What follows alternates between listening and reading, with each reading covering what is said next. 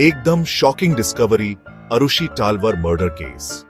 16 मई 2008 की सुबह पूरा इंडिया एक डबल मर्डर की खौफनाक खबर से हिल गया। नोएडा में 14 साल की आरुषि तलवार, जो डेंटिस्ट राजेश और नुपुर तलवार की बेटी थी, अपने बेडरूम में मृत पाई गई। शुरुआत में जिस तरह से मर्डर हुआ था, उससे लग रहा था कि कोई बाहर का आदमी आया होगा, लेकिन अगले दिन जब घर के नौकर हेमराज बंजड़े की लाश छत पर मिली तो यह अंदाजा गलत साबित हुआ।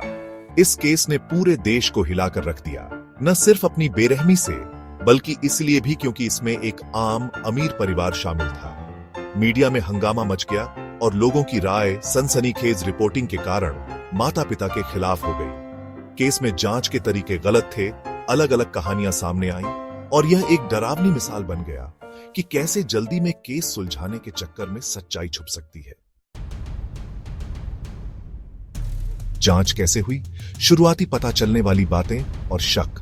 शुरुआती जांच में बहुत बड़ी गलतियां हुई। क्राइम सीन से छेड़छाड़ हुई, जिससे जरूरी सबूत खो गए या दूषित हो गए। पुलिस पर जल्दी से नतीजे लाने का बहुत दबाव था, इसलिए उन्होंने सबसे आसान शक के दायरे में आने वाले लोगों पर ध्यान दिया।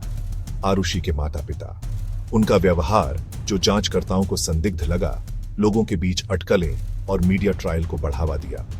पुलिस का मानना था कि ये ऑनर किलिंग है, मतलब राजेश तलवार ने गुस्से में आकर अपनी बेटी और नौकर का कत्ल कर दिया जब उसने उन्हें आपत्तिजनक हालत में देखा। लेकिन यह थ्योरी सिर्फ अंदाजे पर आधारित थी और कोई पक्का सबूत नहीं था। कोई साफ मकसद न होने और खराब जांच की वजह से अटकलें और साजिश के सिद्धांत पनपने लगे, जिससे पहले से ही उलझा हुआ केस और भी पेचीदा हो गया। मीडिया ने कैसे किया ट्रायल? लोगों की राय और तलवार केस। आरुषि तलवार मर्डर केस मीडिया ट्रायल का एक बड़ा उदाहरण बन गया। मीडिया ने लगातार अक्सर अटकलों और सनसनीखेज तरीके से खबरें दिखाईं, जिससे लोगों की राय बहुत प्रभावित हुई। टीवी चैनलों पर इस केस पर बहस होती रही। खुद को एक्सपर्ट कहने वाले हर छोटी बड़ी बात पर अपनी राय देते रहे और सच्चाई का अपना अपना वर्जन बताते रहे। इस मीडिया के हंगामे ने न सिर्फ जांच में रुकावट डाली, बल्कि जूरी के लोगों के मन में भी पहले से ही राय बना दी, जिससे निष्पक्ष सुनवाई मुश्किल हो गई। मीडिया की लगातार जांच और बदनामी का तलवार परिवार पर बहुत बुरा असर पड़ा। अपनी बेटी को खोने के गम से जूझ रहे इस परिवार को अब लोगों के तानों और इल्जामों का सामना करना पड़ रहा था। इस केस ने मीडिया की ताकत के बुरे पहलू और न्याय के रास्ते को प्रभावित करने की उसकी क्षमता को दिखाया।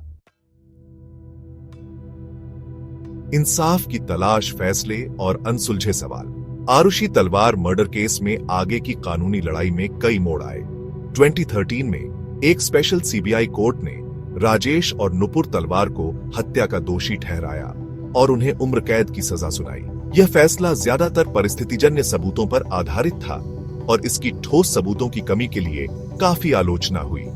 2017 में इलाहाबाद हाई कोर्ट ने तलवार दंपति को बरी कर दिया। जांच और अभियोजन पक्ष के केस में गंभीर खामियों की ओर इशारा किया। हाई कोर्ट के फैसले से तलवार दंपति को कानूनी लड़ाई से राहत मिली, लेकिन आरुषि और हेमराज की हत्या किसने की, यह सवाल अभी भी अनसुलझा है। यह केस अभी भी रहस्य में डूबा हुआ है, जो न्याय व्यवस्था की खामियों और अनियंत्रित मीडिया ट्रायल के विनाशकारी परिणामों की एक भयानक याद दिलाता है। आरुषि तलवार मर्डर केस इस तरह के संवेदनशील मामलों में पूरी निष्पक्ष जांच और जिम्मेदारी से मीडिया कवरेज की अहमियत की याद दिलाता है।